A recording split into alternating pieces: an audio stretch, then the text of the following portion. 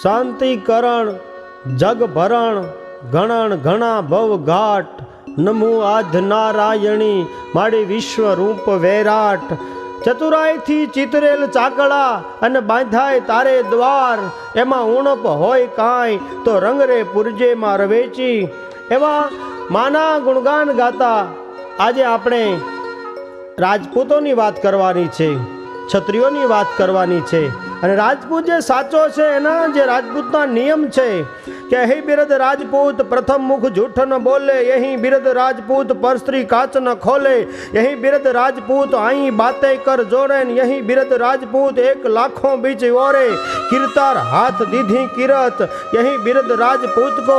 એવા જે રાજપૂતના નિયમો છે કે ધરા શિશ જો ધરે મરે પણ ખેદ ન મૂકે, ભાગે નહીં સો લડે સુરભીન કદી નો ચૂકે, કરે નહીં છલ પર સ્ત્રિયા સંગ ભેટે નહીં, અને ધરત ધ્યાન અબધૂત को कभी समझ भेद पिंगल कहीं कहीं धर्म राजपूत को, जिनको खायो अन बिगाड़त नहीं कभी उनको, अन दयावंत दाता राप दिए बदलो उनको. एवा जे जबरदस्त जे नियमो छे राजपूत क्षत्रियोना અને એક એક ક્ષત્રિયોના તમે કુળની વાત કરવા બેસીએ તો એવો ઉજળો એમનો ઇતિહાસ છે. પણ આજે આપણે એવા ક્ષત્રિય રાઠોડ કુળની જ્યારે વાત કરવાની છે, એના વંશાવળીની એની સરવાણીની જ્યારે વાત કરવાની છે ત્યારે રાજપૂતોના મુખ્ય 4 વંશ જેમાં સૂર્યવંશ, ચંદ્રવંશ, ઋષિવંશ અને અગ્નિવંશ અને એમાંથી ઉત્પન્ન થયેલા શક્તિના પ્રતીક મનાયા એવા 36 કુળના રાજપૂતો આ ધરા ઉપર માટે જ કહ્યું છે કે 10 રવિ કે 10 ચંદ્ર કે દ્વાદશ મુનિ કે જાન, 4 અગ્નિ પહચાનીએ 36 વંશ વરવાણ. આ સૂર્યવંશની ઉત્પત્તિ એ મહાપુરુષ વિવસ્વાન એટલે કે સૂર્યમાંથી થયેલ માનવામાં આવે છે અને સૂર્યની અમુક પેઢીએ મનુ થયા અને એમના વંશજોમાં રાજા દશરથ થયા અને એમના પુત્ર એવા ભગવાન રામચંદ્ર અને એના 2 કુંવરો લવ અને કુશ, અને કુશના વંશમાંથી જે કુશવાહા અને રાઠોડ રાજપૂતો થયા એ પુરાણ કાળમાં રાઠોડોને ગહડવાલ તરીકે પણ ઓળખવામાં આવ્યા હતા. આમ ભગવાન શ્રી રામચંદ્રજીના કુંવર લવ અયોધ્યાથી નીકળી ઉત્તર ભારતમાં ગયા અને ગઢવાલની આજુબાજુનો વિસ્તાર જીતી અને એક રાજ્યની સ્થાપના કરેલી. બીજા કુંવર કુશના વંશજ દક્ષિણ ભારતમાં આવેલ માન્યખેટની આજુબાજુનો વિસ્તાર એ પોતાના બાહુબળથી જીતી રાજ્ય સ્થાપ્યું હતું અને એમની એક શાખા એ મધ્ય ભારત આવી હતી અને રાજા નયનપાલે સંવત 526માં કનોજ જીતી લીધું અને ત્યાં પોતે ગાદીપતિ બન્યા. તેમના વંશમાં અમુક પેઢીએ મહાન રાજવી રાઠોડ વીર જયચંદ રાઠોડ થયા. જ્યારે મોગલ બાદશાહ શાહબુદ્દીન ઘોરીએ કનોજ પર ચડાઈ કરી અને અરસામાં રાજા જયચંદ રાઠોડે પોતાના સાથીઓ સાથે હોડીમાં બેસી અને ગંગા નદી પાર કરવા જતા એ ગંગાના પવિત્ર નળ કે એક જ કટકો હાડરો જો ગંગા તટ જાય તો માનવ વ્યાકુળ માય કોઈ ભૂતનો હરજે ભાગીરથી. એવી પવિત્ર ગંગા અને એ ગંગામાં બેસી અને કહેવાય છે કે ગંગાના ઊંડા જળમાં હોડીમાં બેસીને જ્યારે જાતા હતા અને કુદરતને જેમ કરવું અને હોડી ઊંધી વળી અને પવિત્ર ગંગામાં પોતાનો દેહ એ જયચંદ રાઠોડનો જીવનનો અંત આવ્યો અને એ સાથે કનોજની ગાદીનો પણ અંત આવ્યો. ત્યાર પછી જયચંદ રાઠોડના નાના ભાઈ જોધાજીએ પોતાના છૂટાછવાયા રાઠોડ ભાઈઓને કનોજમાં ભેગા કરી આગેવાની લઈ અને ગાદીપતિ બન્યા. એમના મૃત્યુ બાદ એમના વંશજ શિયોજી ગાદીપતિ બન્યા અને એ પણ ભાંગી અને ભૂકો બની ગયેલ કનોજમાં પ્રાણ પૂરી શક્યા નહીં અને એ ભાંગેલી માત્ર ભૂમિ સાથ અને સહકાર નહીં આપે અને એમ લાગવાથી તેઓ ઈસવીસન 1212માં મારવાડમાં આવેલા અને મારવાડની જો વાત કરતા હોય ને તો જળ ઊંડા થળ છીંછરા કામન લંબે કેશ, જળ ઊંડા થળ છીંછરા કામન લંબે કેશ, જ્યાં નર પટાધર નીપજે એવો આવ્યો મરધર દેશ, 1212 તરે પાલી કિયો પ્રવેશ, સિયો કનવજ છોડ કે એવો આવ્યો મરધર દેશ.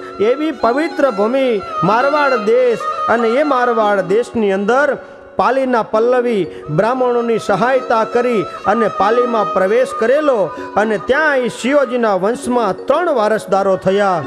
મોટા આસ્થાનજી, વચેટ સોનંગજી અને નાના અજુજી હતા. અને અજુજીએ સૌરાષ્ટ્રમાં દ્વારકા અને ઓખા ઉપર પોતાની સત્તા જમાવેલી અને વીર આસ્થાનજીએ મારવાડ પ્રાંતના ખેરગઢમાં ગોહિલ રાજ્યને જીતી અને રાજ્યની વિસ્તાર વધારેલો.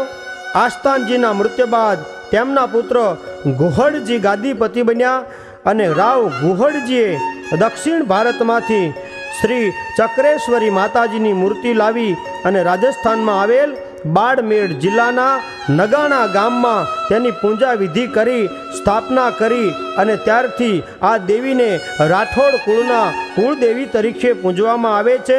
અને આ દેવીની સતયુગમાં શંખેશ્વરી અને ત્રેતાયુગમાં રાઠેશ્વરી તરીકે અને દ્વાપર યુગમાં પંખીણી તરીકે અને કળયુગમાં નાગણેચી કે નાગણેશ્વરી તરીકે પૂજવામાં આવે છે. આમ શિવજોના વંશજ રાવ સોનંગજી ગુજરાતમાં આવેલ ઈડરમાં પોતાની ગાદી સ્થાપી અને ગાદીપતિ બનેલા. અને વાત બહુ સાચી છે. ઈડરની તો કહેવત છે કે આજ સુધી બધાય ગઢ તૂટ્યા છે, બધાય ગઢ ભંગાણા છે, પણ ઈડરિયો ગઢ હજી કોઈ દિવસ ભંગાણો નથી. અને એવો ઈડરિયો ગઢ, અને કહેવત છે કે ગઢ તો ઈડર કી બાકી સબ ગઢરિયા, એવો ઈડર ગઢ જીત્યો હતો. ઈડર એ વેણી વસરાજ બાદ ઘણા વર્ષો સુધી ઉજળ રહ્યું હતું. ત્યારબાદ પઢિયાર જાતિના રાજપૂતોએ મારવાડના મંડોવરથી આવી અને વસાવેલું. અને પઢિયાર રાજા અમરસિંહજીએ પોતાના કુંવરને લઈ અને ચિત્તોડના મહારાજા અને આમંત્રણને માન આપી અને કનોજ ગયેલા.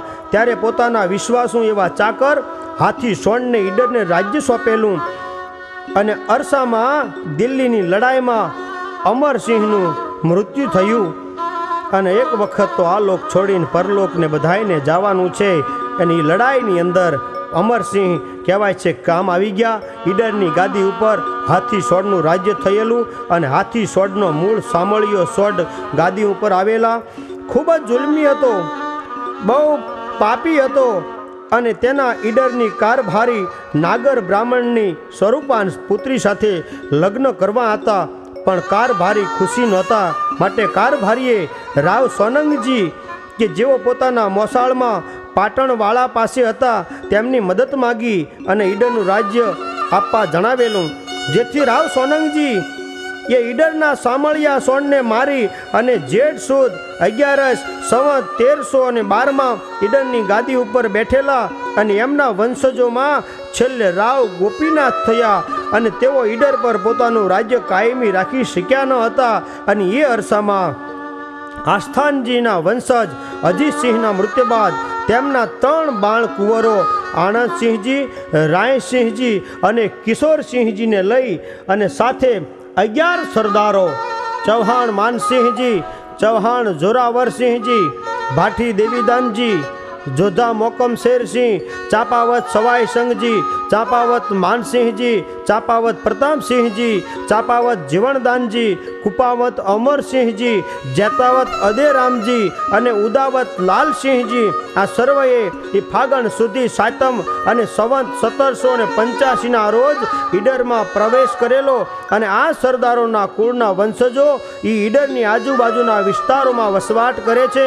વ્રજદેશા, ચંદન વનના, મેરુ પહાડા, મોઢ ગરુડ ખંગા, લંકા ગઢા, રાજકુલા રાઠોડ, બલ હડ બંકા દેવડા, કરવત બંકા ગોળ, હાડા બંકા ગાઢીએ ઓર રણ બંકા રાઠોડ. આવા રાઠોડ રાજપૂતોના એ રણબંકા રાજપૂતનો જે ઇતિહાસ છે. અને આ સાથે રાઠોડ કુળનો આછો પરિચય આપી મા જગતજનની એવી રાઠોડ કુળની કુળદેવી શ્રી નાગણેશ્વરી માતાના ગુણગાન ગાતી ઓડિયો અને વિડીયો સીડી એ માત્ર મંદિર દ્વારા આપની સમક્ષ મૂકતા અમો આનંદ અને ગૌરવની લાગણી અનુભવીએ છીએ. તો જરૂર જોવાનો અને સાંભળવાનો લાવો લેવાનો તમે ચૂકશો નહીં. બોલો શ્રી નાગણેશ્વરી માતા કી.